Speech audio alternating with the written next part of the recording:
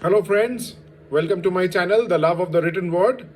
And today I am shooting this video from the Queen of the Hills, Darjeeling. Yes, I am traveling with my family for our annual vacations to Kalimpong and Darjeeling, and I will be sharing with you some of my experiences related to books during my travel. Actually, wherever I go for my work or for my vacations, I try to find out the bookshops of that city or the town where I travel. So this time, I was traveling to Kalimpong first from Calcutta, and then we came to Darjeeling here. So I will be sharing that. But before I go into that, I'm sorry for the late video, as well as I was quite busy with my work for some time. I could not upload enough videos in the meantime. I will try to be more particular about giving regularly one video every 15 days at least. So before I go into my experience in Kalimpong, let me share with you what I have just now completed, what I have read. So I am fascinated with this new find of mine, that is Mr. John Creasy. So one overpowering thought about John Creasy is that John Creasy has written innumerable number of books, approximately more than 800 books, and he has written in 28 different pseudonyms. So that is one of the informations which keep on overpowering me, but nonetheless, I love his flowing detective novels with the flowing narrative. So again, this is Chief Inspector West, or rather Handsome West, and this time it is Inspector West at Bay. So this is the book, a pen paperback, and I got this pen paperback from Chennai. You won't believe me if I tell you the price for which I bought this pen paperback. Actually, I bought it for rupees 30 only, 30. And I got it from one of the lending libraries who are closing down their shop in Chennai. Anyway, coming back to the story, this is a story where an old adversary of Chief Inspector West comes for his family as well as for him in a very, very nasty way. And the story gets a lot of turns, a lot of twists, at the end of which, so this is a 1964 publication, and I thoroughly loved the narrative about the British way of life, the British criminal mind, as well as the British criminal investigation. Thoroughly enjoyable. I completed this within a period of only 2 weeks. Yes, because I am not a completely thorough reader. I will not complete a book in one go. Anyway, so this was my book in mystery which I completed.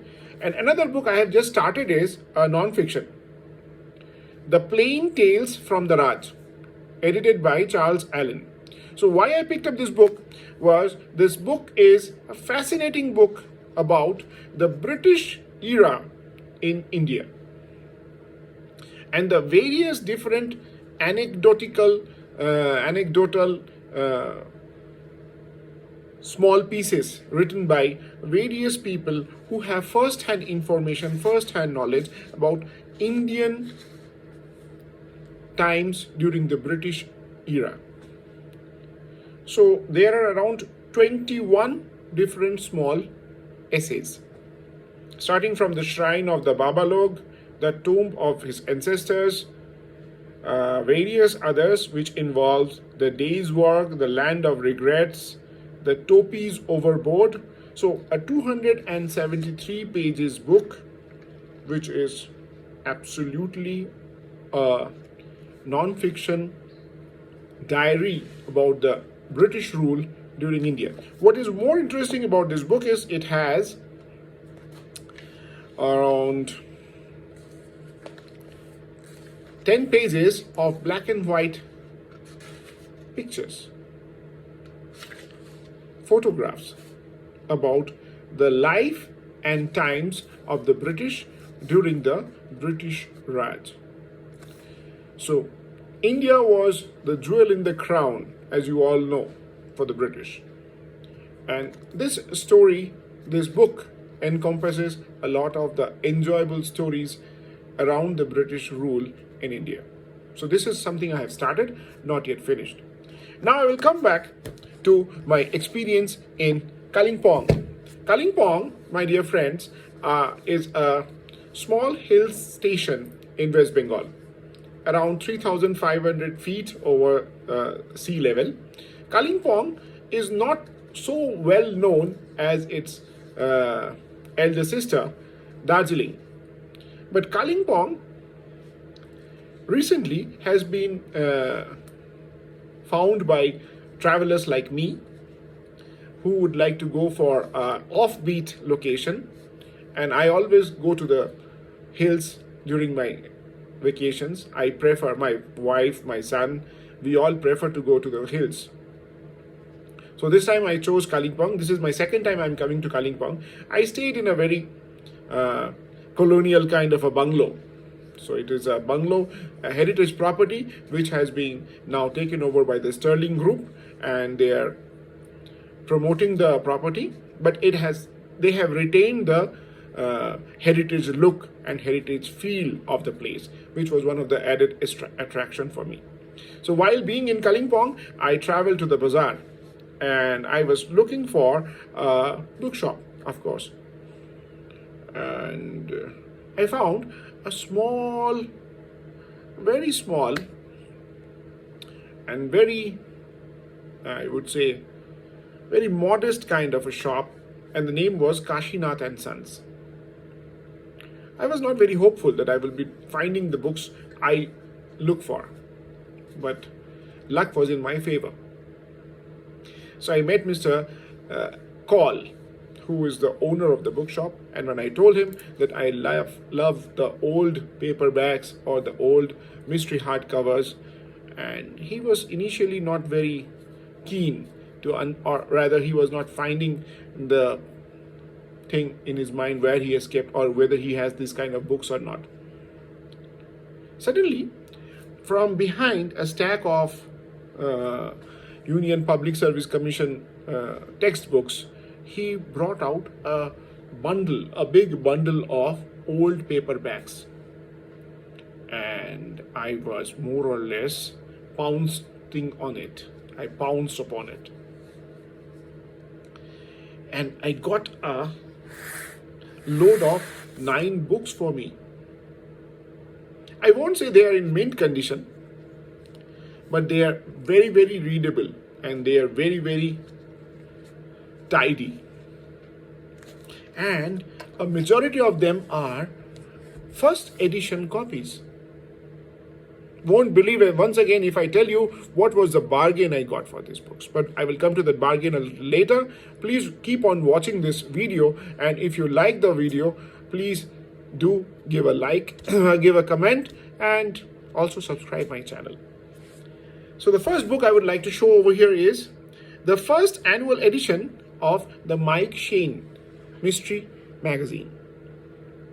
So this is not a individual novel. This is an anthology of 10 stories. The Mink is for a Minx, edited by Leo Margiles. This has 10 stories. It is a 1964 edition of 174 pages. So these are the 10 stories which is there in this book, and pretty good condition. It's a Dell paperback, a pretty good condition I got. The next book I would like to show you is my recent liking for westerns was started by when Mr. Vineet Abraham. I almost in every video of mine I keep on referring to Vineet, because Vineet is the person who has excited me a lot and guided me a lot on my new book habits, reading habits. So this is a book the 23rd in the series of The Edge by George G. Gilman. So, The Echoes of War. The Echoes of War is a 150-page 1984 publication, and it's a Pinnacle Crossfire paperback. So this is the 23rd edition of the Edge story. So as you all know, George G. Gilman created Edge and Steel, his two characters. So this is one of the books I got. Very recently I also got one book which featured both Edge and Steel. So that will be, I will share in one of my next videos where I will share about that book. So coming to the third book, and surprisingly, the books that I got over here, I have not read any one of these authors apart from Mike Shane. So I mean, Mike Shane is a character, so I have not read any of the authors, the stack of the books that I got. So that is one thing also very, very striking. So the third book I would like to share is The Portuguese Fragment by Owen Sella, a 1975 publication by Coronet Books, a 256 pages adventure. So this is an adventure about lost treasure and a fast-paced adventure. So this is something I always love. I will come to the point also later that what is the mix I got in this book collection that I got from Kalimpong. So now coming back to the fourth book in the sheet is The Counterfeit Keel by Gordon Davies. Counterfeit Keel.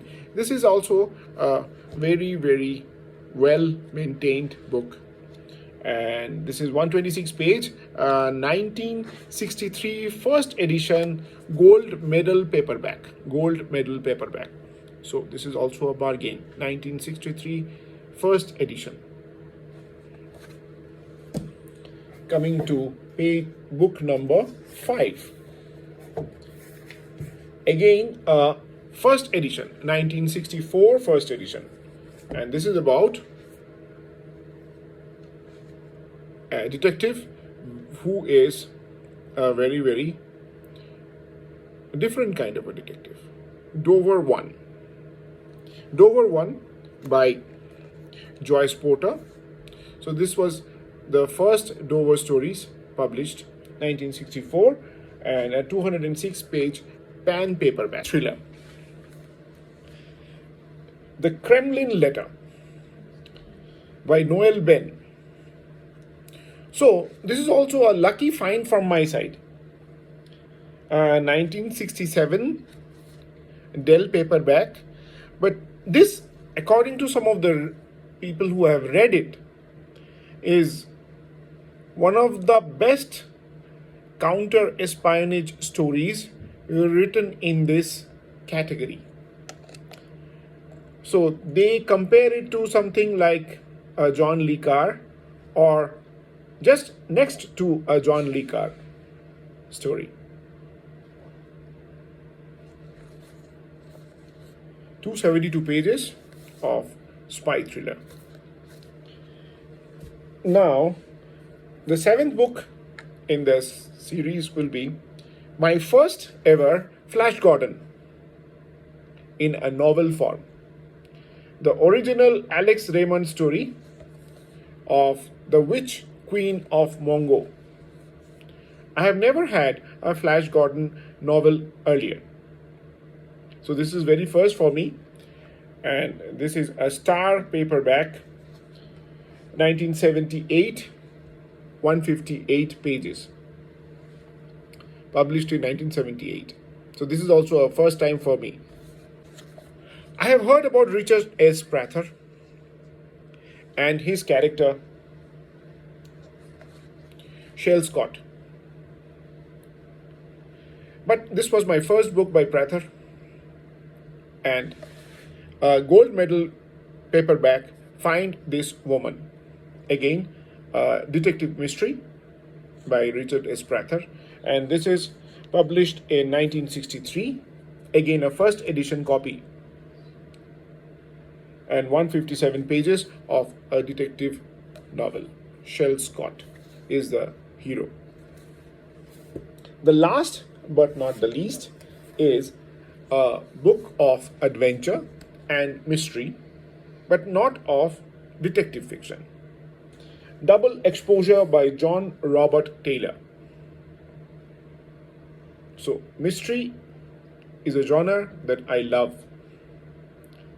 And this is the book with which I will end my video today. So, this is the 139-page Armada paperback published in 1990. So, in all, I got 9 books from Kalimpong. And you won't believe if I tell you the price at which I bought each. Only rupees 60 each piece. Actually, getting all these paperbacks nowadays, the old pulp fiction paperbacks, getting these nowadays has become very, very difficult in India. Because now the people who have it don't want to sell it. People who have sold it and which are in circulation, the sellers suddenly have found that these are very, very costly things and they charge exorbitant amounts. Nevertheless, because of my work and because of my vacations, wherever I travel, I try to find out places which sells old pulp fiction novels, pulp fiction paperbacks. And till date, I have been lucky to get my hand into good halls of collections. And I will keep my fingers crossed for my future expeditions for the books. And I will keep you posted more often about my book trips and book adventures in search of my books. Till this, I will close my video. And if you like this video, please give a comment and subscribe the channel. Thank you very much. Good night. And of course, advance Merry Christmas and a Happy New Year to you. Bye-bye.